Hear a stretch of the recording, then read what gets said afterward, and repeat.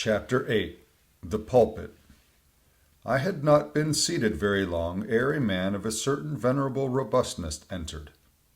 Immediately as the storm-pelted door flew back upon admitting him, a quick regardful eyeing of him by all the congregation sufficiently attested that this fine old man was the chaplain. Yes, it was the famous Father Mapple, so called by the whalemen, among whom he was a very great favorite. He had been a sailor and a harpooner in his youth, but for many years past had dedicated his life to the ministry. At the time I now write of, Father Mapple was in the hardy winter of a healthy old age, that sort of old age which seems merging into a second flowering youth, for among all the fissures of his wrinkles there shone certain mild gleams of a newly developing bloom. The spring verdure peeping forth even beneath February's snow.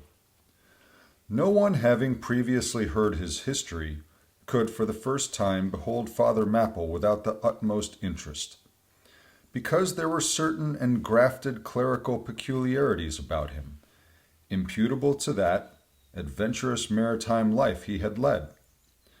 When he entered, I observed that he carried no umbrella, and certainly had not come in his carriage, for his tarpaulin hat ran down with melting sleet, and his great pilot cloth jacket seemed almost to drag him to the floor with the weight of the water it had absorbed.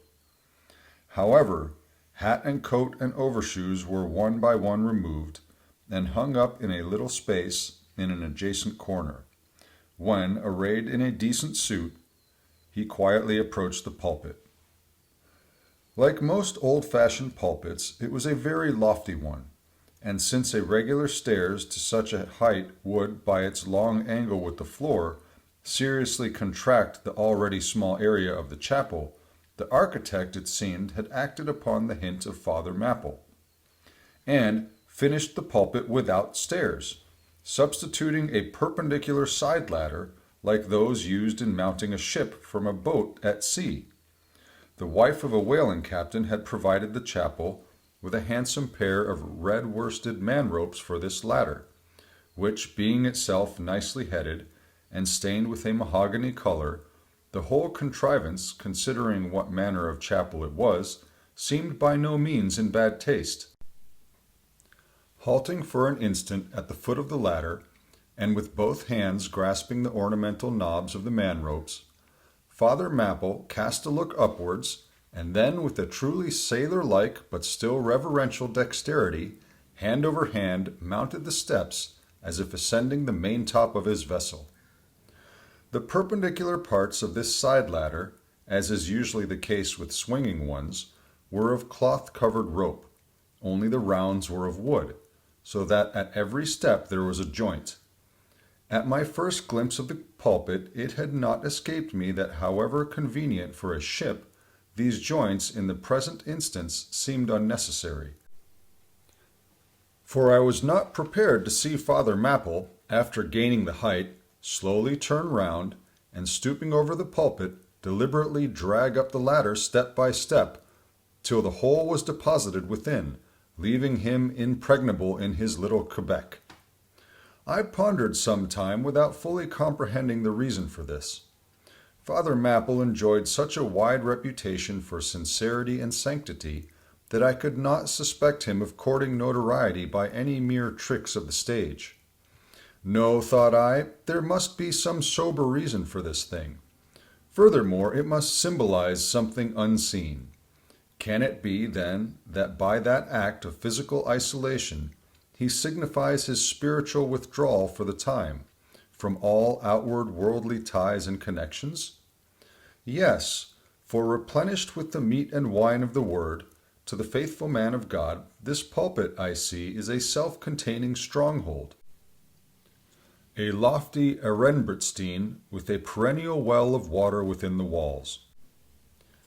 But the side ladder was not the only strange feature of the place borrowed from the chaplain's former seafarings.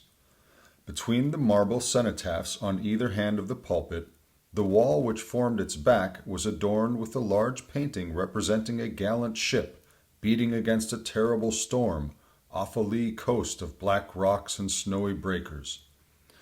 But high above the flying scud and dark rolling clouds there floated a single isle of sunlight, from which beamed forth an angel's face, and this bright face shed a distant spot of radiance upon the ship's tossed deck, something like that silver plate now inserted into the Victory's plank where Nelson fell. "Ah, noble ship," the angel seemed to say, beat on, thou noble ship, and bear a hardy helm. For lo, the sun is breaking through, the clouds are rolling off, serenest azure is at hand." Nor was the pulpit itself without a trace of the same sea taste that had achieved the ladder and the picture. Its panelled front was in the likeness of a ship's bluff bows, and the Holy Bible rested on a projecting piece of scrollwork, fashioned after a ship's fiddle-headed beak. What could be more full of meaning? For the pulpit is ever this earth's foremost part. All the rest comes in its rear. The pulpit leads the world. From thence it is the storm of God's quick wrath is first decried, and the bow must bear the earliest brunt. From thence it is the God of breezes, fair or foul, is first invoked for favorable winds. Yes, the world's a ship on its passage out, and not a voyage complete, and the pulpit is its prow.